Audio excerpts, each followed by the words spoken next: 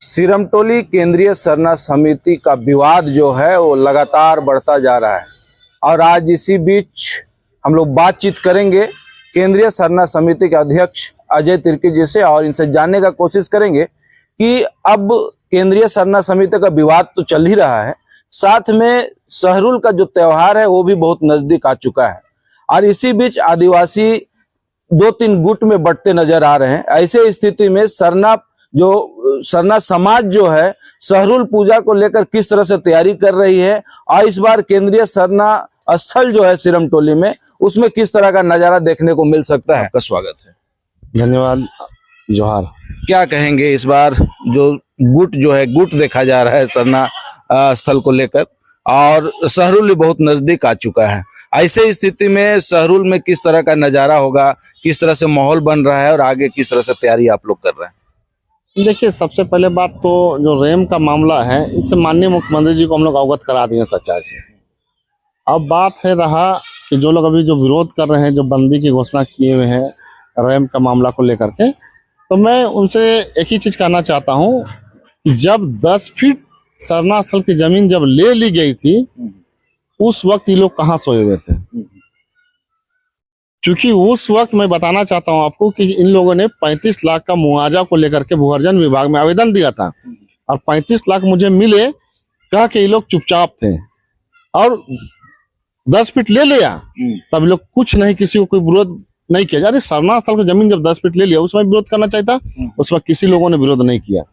उसके बाद फिर दोबारा जब 10 फीट लेने की बात थी तो माननीय मुख्यमंत्री जी को हम लोगों ने अवगत किया सच्चाई से और उसके बाद कहा कि 10 फीट जो लेने की जो बात थी डीसी के माध्यम से फिर हम लोगों ने एल&टी कंपनी और पथ निर्माण विभाग को हम लोगों ने लेकर के उस स्पॉट पर गए। आज 10 फीट का जो मामला था उसको पूरी तरह से निरस्त कर दिया। कहें कि अब 1 इंच भी जमीन सरना स्थल की जमीन नहीं जाएगी, क्योंकि हम भी सरना से बिलोंग करते हैं, तो हम भी चाहते हैं कि सरना की जमीन बचे। हम लोगों ने सुबह किया।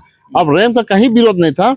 तो जब पता चला कि जो 10 फीट लेने के लिए जो लोग 35 लाख का जो मुआवजा दे रहे थे उनको पैसा पता चला कि अब नहीं मिलेगा। क्यों नहीं मिलेगा भाई? क्योंकि पता चला पेपर के माध्यम से कि गैर मजरूआ आम जमीन का वो नेचर है। तो जब नहीं मिलेगा पता चला 3 लोग आग बबूला हो गए, क्योंकि इसको बंदर बाट इन लोगों को करना था आपस में, तो नहीं मिला। तब जाके इन लोगों ने रैम का मामला को मुद्दा बनाया और रैम का मामला को मुद्दा बना के आज राजनीतिकरण कर रहे हैं लोग। और पीछे से पूरी तरीके से बीजेपी पार्टी के लोग और एक भारतीय ट्राइबल पार्टी है जो नहीं चाहती कि आदिवासी एकजुट रहे, विकासशील रहे, विकास में आगे बढ़े। तो ऐसे लोग इस विकास के रोड़ा में बाधा डालना चाहते हैं। उसके बाद भी हम लोगों ने क्या किया, जो लोग रैम का विरोध करता उसको भी हम लोग लेकर के 40 लोगों की टीम लेकर जाके माननीय मुख्यमंत्री को विधानसभा में हम लोगों ने मिलाया और उसके बाद प्रपोजल भी हम लोगों ने दिया कि जो अगल बगल की जमीन है उसे 10 फीट अगर ले लिया जाए तो 30 फीट का रास्ता हो जाएगा। आने जाने की किसी भी प्रकार का कोई भी दिक्कत और परेशानी जो झांकी सरल शोभा यात्रा जो आती है उसे नहीं होगा। तो हम लोगों ने सरकार को पूरी तरीका से अपना सुझाव दे दिया है। अब सरकार को ये देखना है कि इसको कब जल्द से जल्द ठीक करती है। लेकिन कुछ लोग जानबूझ के इसको राजनीतिक मुद्दा बना करके राजनीति कर रहे हैं, ये समाज को बांटने का काम कर रहे हैं। और ऐसे लोग मुझे समाज से लोगों से अपील करना चाहते हैं कि ऐसे लोगों को बचना चाहिए और सच्चाई जो है जो 35 लाख को लेने के लिए इस सच्चाई को भी जानकारी होनी चाहिए और सच्चाई से अवगत सभी लोगों को करनी चाहिए। लोगों का कहना है कि रैंप होने की वजह से गाड़ी लगाने में दिक्कत होगी, पार्किंग कहाँ होगा गाड़ी का, लोगों का जो जुलूस निकलता है तो लाखों की संख्या में जुलूस वहां पहुंचते हैं, तो ऐसे स्थिति में रैंप रहने से दिक्कत होगा, लोगों का जो कहना है। देखिए, सबसे पहली बात मैं बताना चाहता हूँ कि रैंप के लिए ही हम लोगों ने माननीय मुख्यमंत्री जी को सुझाव दिया है कि अगल बगल 10 फीट का जमीन लीजिएगा तो फिर दिक्कत नहीं होगा। और साफ तौर से मैं बताना चाहता हूँ कि जिस दिन सरल रहती है उस दिन सारा आम पब्लिक का आगमन बंद रहता है और जो ब्रिज जो देख रहे हैं वो ब्रिज भी बंद रहेगा। सिर्फ और सिर्फ उस ब्रिज में मैं बताना चाहता हूं कि जो सरल शोभा यात्रा में जो हमारे आदिवासी समाज के जो लोग आएंगे सिर्फ वही लोग उस ब्रिज को भी यूज करेंगे और सड़क को भी वही लोग यूज करेंगे। मतलब आम पब्लिक का जुलूस में नो एंट्री रहता है। और आपको जो बात बताते हैं गाड़ी घोड़ा, तो गाड़ी घोड़ा लेकर के जुलूस में नहीं जाते हैं।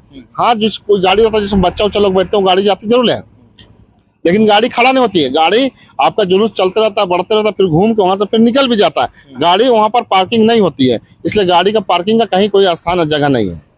अब विवाद का ही रहा बात, लेकिन अब बहुत जल्द सहरुल का त्योहार आ चुका है। 1 तारीख को सहरुल है, 31 को पूजा है, 1 तारीख को ये आपका जुलूस है। ऐसे स्थिति में तैयारी किस तरह से हो रही, क्योंकि वो मेन जगह है आदिवासी समाज के लिए, एक मेन जगह माना जाता है केंद्रीय सरना जगह जो है। तो किस तरह का इस बार तैयारी हो रहा है, कितना भीड़ होने का संभावना है, क्या लग रहा है? देखिए, मैं बताना चाहता हूँ, ये तो भीड़ होती है सरहुल के दिनों में, और सरहुल का जो अभी तक तैयारी सब लोग कर रहे हैं, ऐसा नहीं कि तैयारी चल, सब लोग अपने गांव टोला महलों में सरहुल का धूमधाम से तैयारी कर रहे हैं। और 1 अप्रैल को जो हमारा सरहुल का जो झांकी जो जुलूस जो निकलता है, शोभा यात्रा, वो पूरा धूमधाम से मनेगा। किसी का कितना विरोध कर लेने से ऐसा नहीं है कि सरहुल मनेगा नहीं, सरहुल बहुत धूमधाम से मनेगा। और आने वाले दिन में आप देखिएगा, जब 1 अप्रैल जब आएगा तो झांकी लेकर बहुत धूमधाम से लोग अपना शोभा यात्रा घोड़ा दलों के साथ पहुंचेंगे। और साथ और समय कहना चाहता हूँ तमाम आदिवासी समाज से कि आप लोग सरहुल को तैयारी करें, और एडवांस सबको सरहुल को ढेर सारी शुभकामनाएं और बधाई देना चाहते हैं। आप सुन रहे थे केंद्रीय सरना समिति के अध्यक्ष जो हैं अजय तिर्की जी को। इन्होंने स्पष्ट तौर में कहा कि विवाद भले ही चल रहा हो, लेकिन 1 तारीख को सरहुल का जो जुलूस निकलना है वो काफी धूमधाम से निकलेगा और लोग बढ़ चढ़ पे इसमें हिस्सा भी लेंगे, ऐसा का मानना है केंद्रीय सरना समिति के जो अध्यक्ष हैं अजय तिर्की जी का। इसी तरह खबर हम आपको दिखाते रहेंगे। अब तक के लिए इतना ही, धन्यवाद।